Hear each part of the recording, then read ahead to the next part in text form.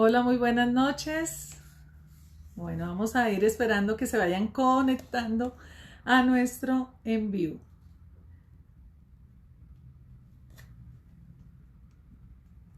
¿Quién nos dice que está avisando para que se conecten?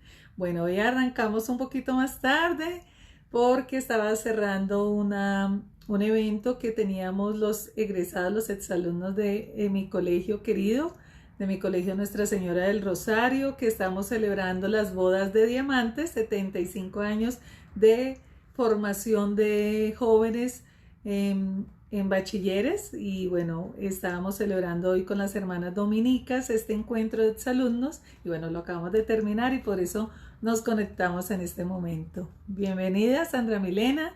Bueno, mientras se van conectando, compartirles que los valores que nos formaron nuestras hermanas dominicas pues fueron muy importantes para nosotros y bueno, acabo de salir así con el corazón muy emocionado de este espacio y de este momento tan hermoso.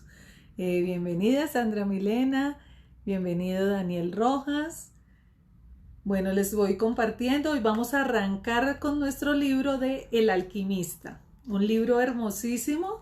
Y como les contaba ayer, pues es un libro que tiene prácticamente 3 capas. Alguna vez cuando yo les hablaba en el Club de Cine, Música y Letra, les decía que varias películas tienen 3 capas. Una historia básica que vemos cualquier persona, o sea, que vemos todos. Una segunda capa que tiene que ver muchas veces con esa información o ese mensaje o que ven las personas, por ejemplo, a veces en las películas de dibujos animados.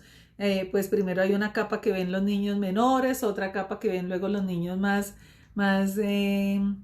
grandecitos o los adultos y otros los que ven las personas que tienen, digamos, mucho más entrenado el ojo ya para descubrir otras cosas y para darnos cuenta de detalles. Bueno, este libro tiene esa particularidad, tiene una historia que si la leemos quizás es una novela y ya, una novela más, este libro de Paulo Coelho. La segunda capa tiene que ver con ese mensaje que nos está dejando el libro y la tercera capa tiene que ver con unos simbolismos que están incluidos dentro del libro y que bueno, espero poderles ir compartiendo a través del club esta información. Para las personas que no están registradas en el club pueden hacerlo a través de la página web www.armonizatuesencia.com.co. Allí hay un menú que dice Conoce el club. Bueno, pues ahí pueden entrar o en la página inicial en el home, hay también un enlace que dice novedades o lo más reciente y ahí también ustedes pueden encontrar el enlace para suscribirse y recibir unos correos que enviamos todos los jueves a las 6 de la tarde, así como la cartelera de cine, todos los jueves llega un mensaje del club. Bueno, aquí me dice Sandra Milena que para ella fueron las hermanas Vicentinas. Listo, qué bonito. Bienvenida Faisule, bienvenido Luisfer. Bueno, vamos a arrancar entonces hoy con la parte inicial de este libro, que es El Alquimista. Entonces nos dice, prefacio. Es importante advertir que El Alquimista es un libro simbólico a diferencia del Peregrino de Compostela, que es el diario de un mago, que fue un trabajo descriptivo. Durante 11 años de mi vida estudié alquimia. La simple idea de transformar metales en oro o de descubrir el elixir de la larga vida ya era suficientemente fascinante como para atraer a cualquiera que se iniciara en magia. Confieso que el elixir de la larga vida me seducía más, pues antes de entender y sentir la presencia de Dios, el pensamiento de que todo se acabaría un día me desesperaba. De manera que al enterarme de la posibilidad de conseguir un líquido capaz de prolongar muchos años de mi existencia, resolví dedicarme en cuerpo y alma a su fabricación. Era una época de grandes cambios sociales, el comienzo de los años 70, y en Brasil no se encontraban aún publicaciones serias sobre alquimia. Al igual que uno de los personajes del libro, comencé a gastar el poco dinero que tenía en la compra de libros importados y dedicaba muchas horas diarias al estudio de su complicada simbología. Intenté ponerme en contacto con 2 o 3 personas en Río de Janeiro que se dedicaban seriamente a la gran obra y rehusaron recibirme. Conocí también a muchas otras que se decían alquimistas, poseían sus laboratorios y prometían enseñarme los secretos del arte a cambio de las verdaderas fortunas. Hoy me doy cuenta de que en realidad no sabían nada de lo que pretendían enseñarme. A pesar de toda mi dedicación, los resultados eran absolutamente nulos. No sucedía nada de lo que los manuales de alquimia afirmaban en su complicado lenguaje. Era un sinfín de símbolos, dragones, leones, soles, lunas y mercurios, y yo siempre tenía la impresión de hallarme en el camino equivocado, porque el lenguaje simbólico permite un gigantesco margen de error. En 1973, ya desesperado por la falta de progresos, cometí una suprema irresponsabilidad. Y en aquella época yo estaba contratado por la Secretaría de Educación del Mato Grosso para dar clases de teatro en dicho estado y decidí utilizar a mis alumnos en laboratorios teatrales cuyo tema era la tabla de la Esmeralda. Esta actitud, unida a algunas incursiones mías en las áreas pantanosas de la magia, hizo que el siguiente año yo pudiera sentir en mi propia carne la verdad del proverbio: el que la hace, la paga. Todo a mi alrededor se derrumbó por completo. Pasé los siguientes 6 años de mi vida en una actitud bastante escéptica en relación a todo lo que tuviese que ver con el área mística. En este exilio espiritual aprendí muchas cosas importantes, que solo aceptamos una verdad cuando previamente la negamos desde el fondo del alma, que no debemos huir de nuestro propio destino y que la mano de Dios es infinitamente generosa a pesar de su rigor. Bueno, yo quiero repetir estas 3 frases porque son muy importantes y yo quisiera que ojalá ustedes pudieran ir teniendo estas frases así muy claras, porque seguramente en algún momento de nuestra vida lo hemos sentido, lo hemos vivido o lo podemos llegar a vivir. Hola, bienvenido Miguel, ¿cómo estás? Dice aquí: solo aceptamos una verdad cuando previamente la negamos desde el fondo del alma. A veces él nos está hablando de un exilio espiritual, o sea, se había apartado totalmente de esa espiritualidad y nos dice que definitivamente cuando hemos negado, en este caso, pues bueno, a Dios, o esa percepción o esa interiorización de la divinidad, independientemente del nombre, yo aquí siempre les digo, independientemente del nombre que le demos a esa esencia divina que cada uno tenemos, pues sencillamente cuando la hemos negado, seguramente nos va a llevar a poderla encontrar y poder salir de allí, de esas tinieblas, para poder llegar a reconocer desde el fondo del alma lo que verdaderamente existe. Esto pues ocurre muchas veces con varias personas que entran en procesos de adicciones y luego, bueno, se convierten plenamente a una religión, pero más allá de eso es a la creencia y a la fe de la existencia de Dios. Dice que no debemos huir de nuestro propio destino.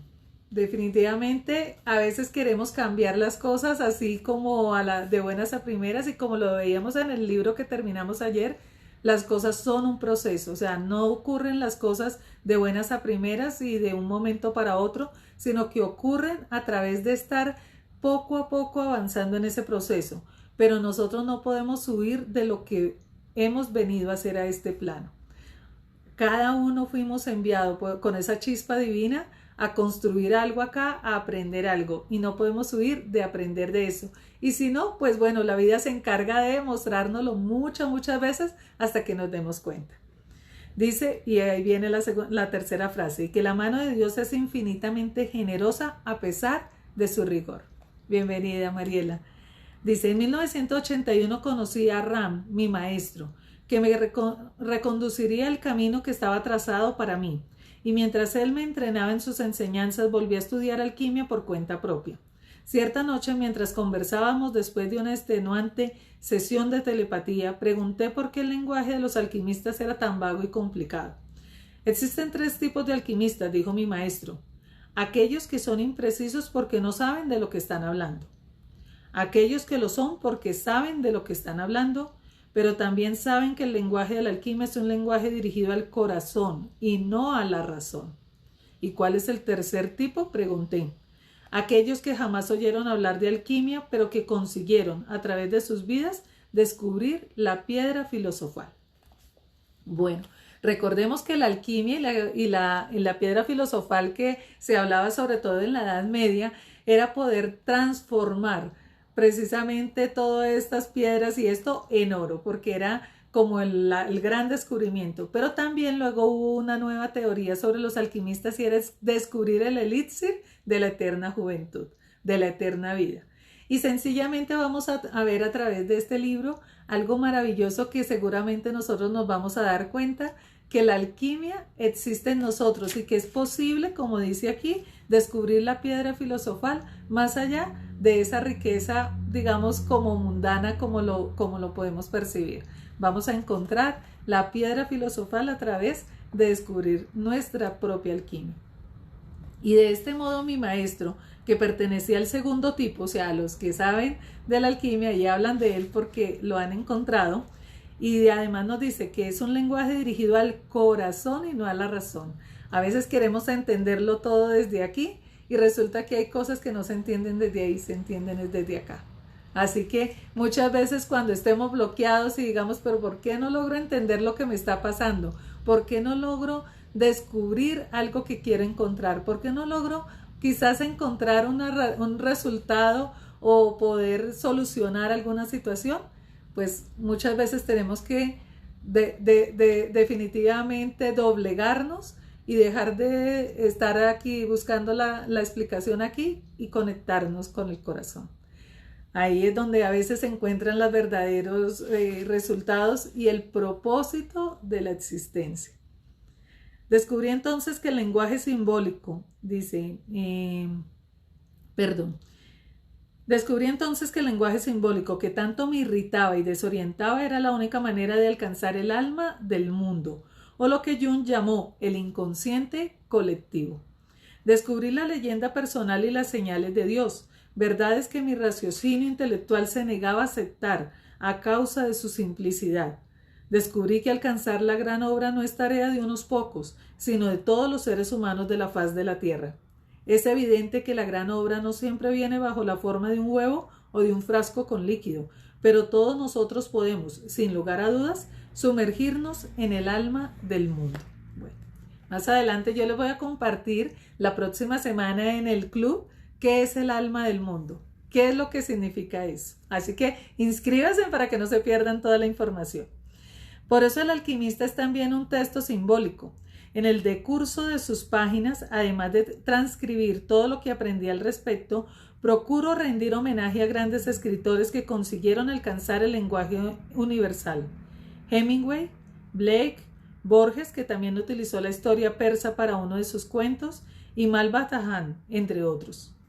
Para completar este extenso prefacio e ilustrar lo que mi maestro quería decir con lo del tercer tipo de alquimistas, vale la pena recordar una historia que él mismo me contó en su laboratorio.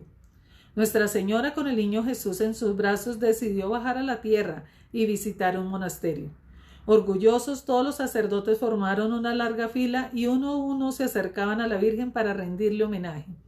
Uno declamó bellos poemas, otro mostró las iluminaciones que había realizado para la Biblia, un tercero recitó los nombres de todos los santos, y así sucesivamente, monje tras monje, fueron venerando a Nuestra Señora y al Niño Jesús. En el último lugar de la fila había un monje, el más humilde del convento, que nunca había aprendido los sabios textos de la época. Sus padres eran personas humildes, que trabajaban en un viejo circo de los alrededores, y todo lo que le habían enseñado era lanzar bolas al aire, haciendo algunos malabarismos. Cuando llegó su turno, los otros monjes quisieron poner fin a los homenajes, pues el antiguo malabarista no tendría nada importante que decir o hacer y podía desacreditar la imagen del convento. Pero en el fondo de su corazón, él también sentía una inmensa necesidad de dar algo de sí a Jesús y la Virgen. Avergonzado, sintiendo sobre sí la mirada reprobatoria de sus hermanos, sacó algunas naranjas de su bolsa y comenzó a tirarlas al aire, haciendo malabarismos, que era lo único que sabía hacer. Fue en ese momento cuando el niño Jesús sonrió y comenzó a aplaudir en el regazo de Nuestra Señora, y fue hacia él a quien la Virgen extendió los brazos para dejarle que sostuviera un poco al niño.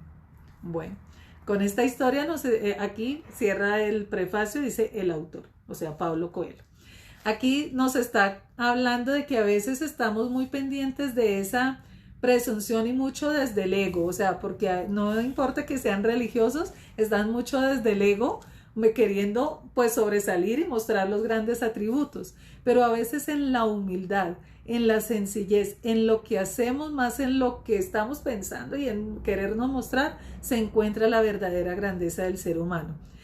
Por eso en esta historia nos dice que es ahí cuando el niño Jesús sonríe, porque mientras que en los demás, bueno, pues están complacidos, está bien, pero es desde el corazón, lo que tú entregas desde el corazón es lo que Jesús hace reír a Jesús. Esa es como, digamos, buena parte de la metáfora que está aquí.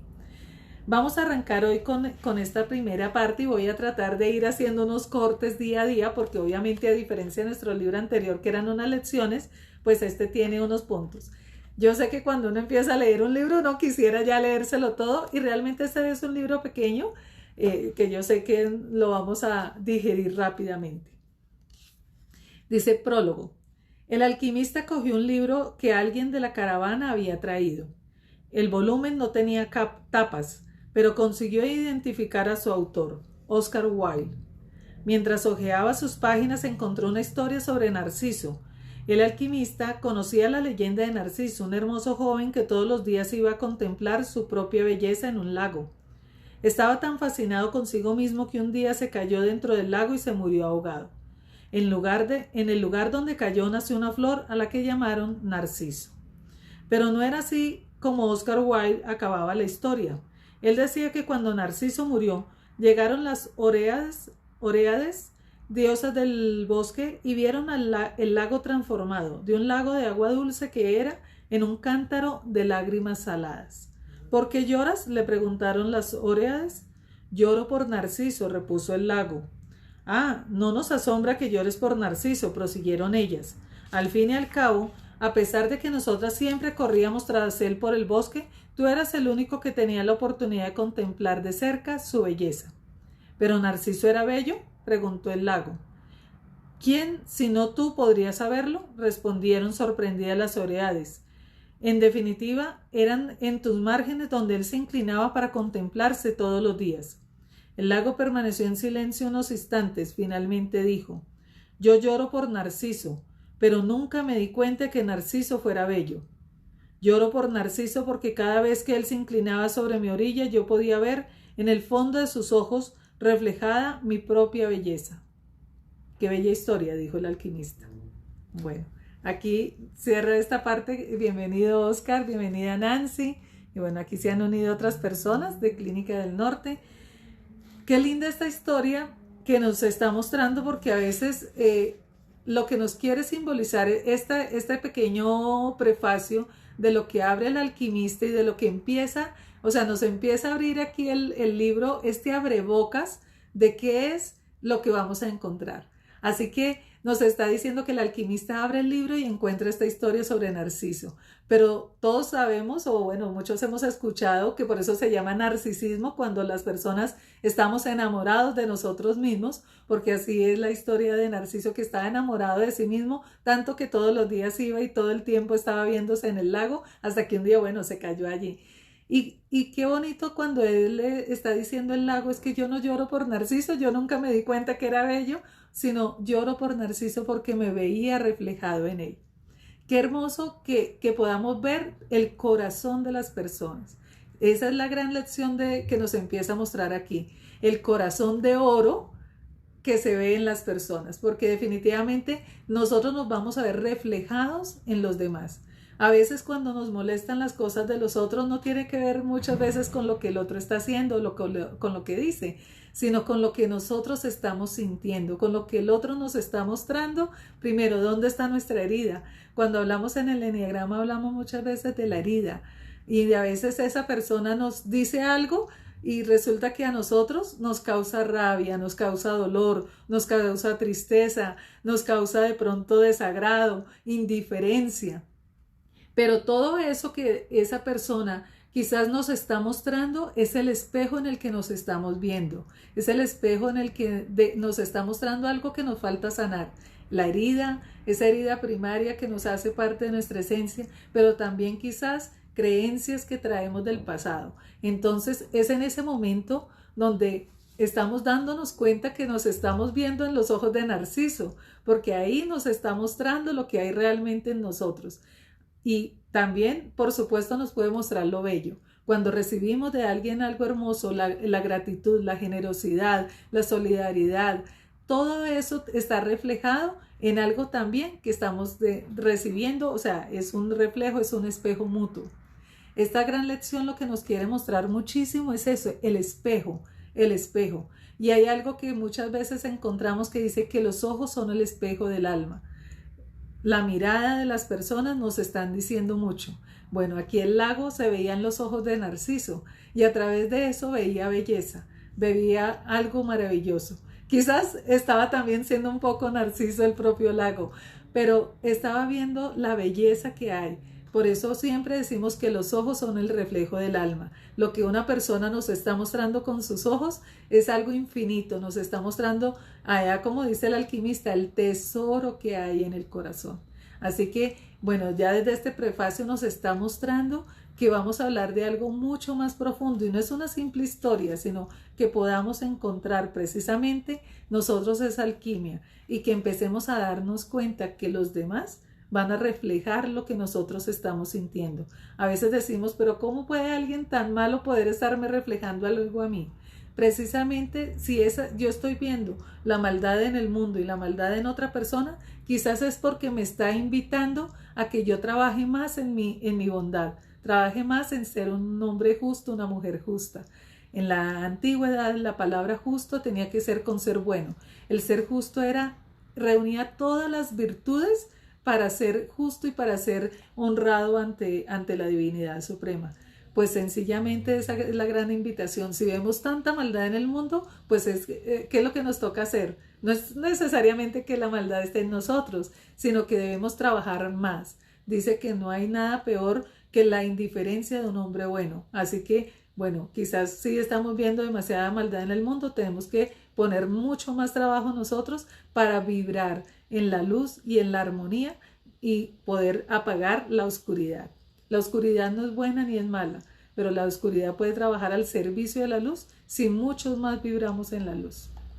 Ani, bienvenida, y Anroliga también bienvenidos. Nos dice entonces en este escrito, esa es la gran lección. O sea, hoy miren que en muy pocas páginas, o sea, el prólogo son 2 páginas. Nos está mostrando esta lección maravillosa y nos está diciendo también de este encuentro, de esta historia relacionada con lo que es los conceptos fundamentales de lo que están en este libro. Nos habla de la piedra filosofal, nos habla de la alquimia, nos habla de la gran obra, el alma del mundo también nos está hablando. Y bueno, yo por eso les digo que este libro tiene un montón de simbologías que vamos a ir descubriendo. Voy a dejarlos con la primera parte del primer capítulo, de la primera parte, digamos, del libro. Voy a empezarlo y bueno, mañana seguramente seguiremos en esta lectura porque aquí sí que no se pueden perder ni un solo día porque con el alquimista, bueno, vamos a ir leyendo pequeños fragmentos. No podemos leer toda una parte porque si no se nos acaba el tiempo en el Instagram. Pero bueno, nos dice, primera parte. El muchacho se llamaba Santiago. Comenzaba a oscurecer cuando llegó con su rebaño frente a una vieja iglesia abandonada. El techo se había derrumbado hacía mucho tiempo y un enorme sicómoro había crecido en el lugar que antes ocupaba la sacristía. Decidió pasar allí la noche. Hizo que todas las ovejas entrasen por la puerta en ruinas y luego colocó algunas tablas de madera que no podían huir durante la noche. Unas tablas de manera que no pudieran huir durante la noche. No había lobos en aquella región, pero cierta vez una se había escapado por la noche y él se había pasado todo el día buscando a la oveja prófuga. Extendió su chaqueta en el suelo y se acostó usando el libro que acababa de leer como almohada. Recordó antes de dormir que tenía que comenzar a leer libros más gruesos. Se tardaba más en acabarlos y resultaban ser almohadas más confortables durante la noche. Aún estaba oscuro cuando se despertó. Miró hacia arriba y vio que las estrellas brillaban a través del techo semiderruido. Hubiera querido dormir un poco más, pensó. Había tenido el mismo sueño que la semana pasada y otra vez se había despertado antes del final. Se levantó y tomó un trago de vino. Después cogió el cayado y empezó a despertar a las ovejas que aún dormían. Se había dado cuenta de que en cuanto él se despertaba, la mayor parte de los animales también lo hacía. Como si hubiera alguna misteriosa energía que uniera su vida a la que aquellas ovejas que desde hace 2 años recorrían con él la tierra en busca de agua y alimento. Ya se han acostumbrado tanto a mí que conocen mis horarios, dijo en voz baja. Reflexionó un momento y pensó que también podía ser lo contrario, que fuera que él se hubiese acostumbrado al horario de las ovejas. Algunas de ellas, no obstante, tardaban un poco más en levantarse. El muchacho las despertó una por una con su cayado. Llamando a cada cual por su nombre, siempre había creído que las ovejas eran capaces de entender lo que él les decía. Por eso de vez en cuando les leía fragmentos de los libros que le habían impresionado, o les hablaba de la soledad y de la alegría de un pastor en el campo, o les comentaba las últimas novedades que veía en las ciudades por las que solía pasar. En los 2 últimos días, sin embargo, el asunto que le preocupaba no había sido más que uno: la hija del comerciante que vivía en la ciudad a donde llegarían dentro de 4 días. Solo había estado allí una vez, el año anterior. El comerciante era dueño de una tienda de tejidos y le gustaba presenciar siempre el esquileo de las ovejas para evitar falsificaciones. Un amigo le había indicado la tienda y el pastor llevó allí sus ovejas. «Necesito vender lana», le dijo el comerciante. La tienda del hombre estaba llena y el comerciante rogó al pastor que esperase hasta el atardecer. El muchacho se sentó en la acera de enfrente de la tienda y sacó un libro de su zurrón. «No sabía que los pastores fueran capaces de leer libros», dijo una voz femenina a su lado. Era una joven típica de la región Andalucía, con sus cabellos negros y lisos y unos ojos que recordaban vagamente a los antiguos conquistadores moros. «Es porque las ovejas enseñan más que los libros», respondió el muchacho. Se quedaron conversando durante más de 2 horas. Ella le contó que era hija del comerciante y le habló de la vida en la aldea, donde cada día era igual que el anterior. El pastor le habló de los campos de Andalucía y sobre las últimas novedades que había visto en las ciudades que había visitado. Estaba contento por no tener que conversar siempre con las ovejas. «¿Cómo aprendiste a leer?», le preguntó la moza en un momento dado. «Como todo el mundo», repuso el chico, yendo a la escuela. «Y si sabes leer, ¿por qué no eras más que un pastor?». El muchacho dio una disculpa cualquiera para no responder a aquella pregunta. Estaba seguro de que la muchacha jamás lo entendería. Siguió contando sus historias de viaje y los ojillos moros se abrían y se cerraban de espanto y sorpresa. A medida que transcurría el tiempo, el muchacho comenzó a desear que aquel día no se acabase nunca, que el padre de la joven siguiera ocupado durante mucho tiempo y le mandase esperar 3 días. Se dio cuenta de que estaba sintiendo algo que nunca antes había sentido: las ganas de quedarse a vivir en una ciudad para siempre. Con la niña de los cabellos negros, los días nunca serían iguales. Pero el comerciante finalmente llegó y le mandó a esquilar 4 ovejas. Después le pagó lo estipulado y le pidió que volviera al año siguiente. Bueno, ahí vamos a parar hoy nuestra lectura y creo que estamos interesados, ¿no? Yo creo que uno dice, bueno, ¿y qué más va a pasar? ¿Qué más va a pasar?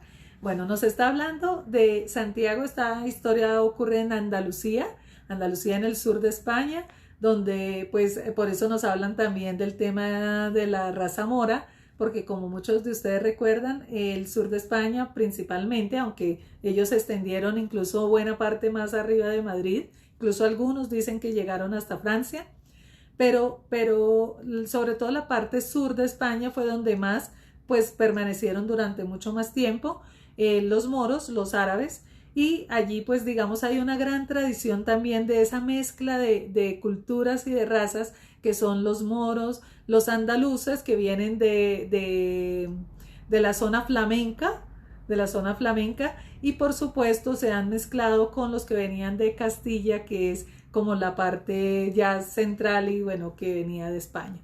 Entonces, hoy en día para nosotros en Latinoamérica hablamos de España y bueno, lo vemos como que es un solo país. Realmente son muchas naciones que se fueron agregando allí y pues al igual que ocurrió con nosotros, que también con la venida de los españoles y luego los esclavos que trajeron del África, pues nosotros somos una mezcla de razas, pero también los españoles son una mezcla de razas y especialmente en esta parte. Así que nos está contando de una persona que se dedica a ser pastor, y algo pues que quiero retomar porque lo debemos tener muy claro es que él dice que tiene un sueño recurrente. Aquí todavía no nos dice nada más, sino nos dice que tiene un sueño recurrente y que varias veces estando en el sueño se despierta siempre en la misma parte Y bueno, yo no sé si a alguno de ustedes les ha pasado, pero a veces nos ocurre eso. Hay como épocas en nuestra vida que se nos ocurren unos sueños y decimos, oye, y siempre me despierto en la misma parte.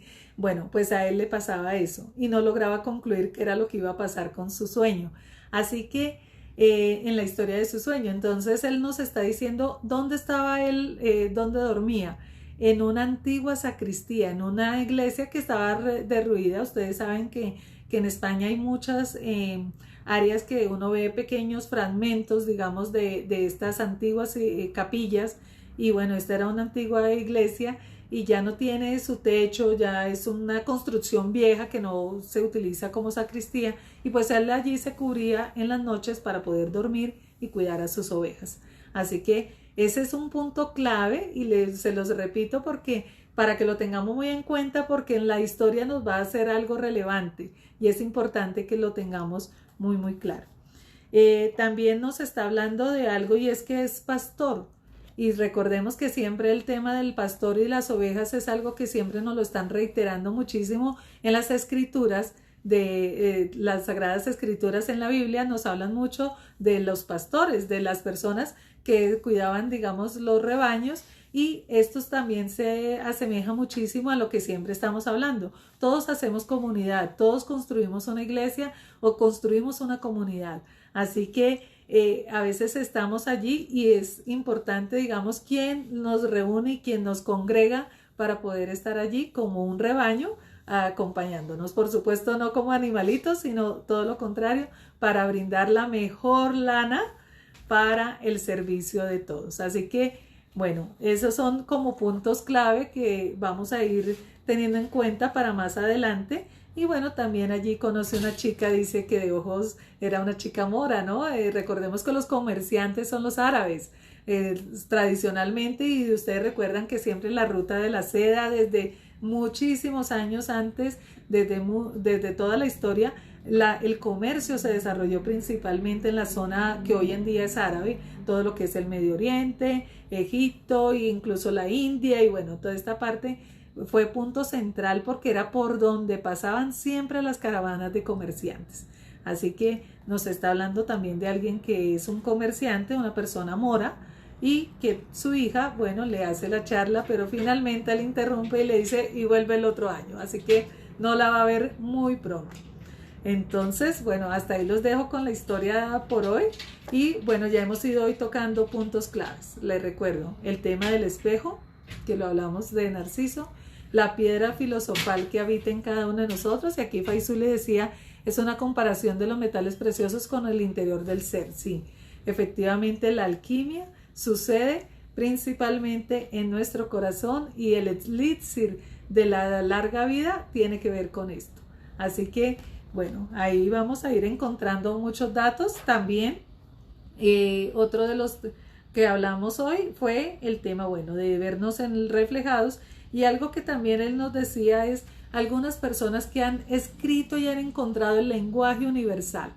El lenguaje universal no es el inglés, no es el sánscrito, no es el idioma. El lenguaje universal es el lenguaje del amor. Así que ese es el lenguaje universal del que él nos habla y que lo han encontrado muchos escritores a través de sus letras. Así que, bueno, seguramente muchos hemos leído estos libros que nos llenan de amor mucho más allá de por solo una persona, por supuesto, pero también un amor infinito, un amor incondicional, un amor propio y un amor divino. Así que este es parte de los mensajes. Yo les dije que había muchos mensajes cifrados en este libro, y bueno, ahí vamos a irlos descubriendo poco a poco. Así que nos vemos mañana nuevamente a las 9 de la noche. Mañana sí estaré muy puntual a las 9 de la noche compartiendo con ustedes cómo va avanzando nuestra historia. No se lo pueden perder porque un día que se pierdan un capítulo les toca verlo por lo menos antes de la charla para poder estar conectados. Bueno, ¿qué es lo que siguió después? Porque yo me quedé en un capítulo. Entonces vamos a seguir compartiendo. Un abrazo y nos vemos mañana a las 9 de la noche. Chao.